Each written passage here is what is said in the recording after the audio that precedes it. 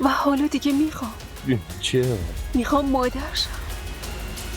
برو لباس عوض کن بریم دیگه. بریم اساسا. بابا عبدالله حتما فردا از ایشیل حجابم میخواد. اما هر کی موظفه به همسرش راه درست رو نشون بده. صاف بذار زمین. سلام علیکم. علیک سلام برادر. خوش اومدید. سلام علیکم. ایشیل چی شد؟ خدا آخرش این اصیل وسط همین شرکت کتک میده. مردی که عوضی آشغال میدونی چی کار کرده؟ رو میز من توی جعبه کادویی اسباب بازی گذاشته. میزان تخمک گذاریتون کاهش پیدا میکنه. این اتفاقی که میگم جزئی از بالا رفتن سن یه زن هست. حاضرش خانم، از طرف پسرم هر چقدر ازتون عذرخواهی کنم که قبول خدا باشه. و سجاده؟ نیست.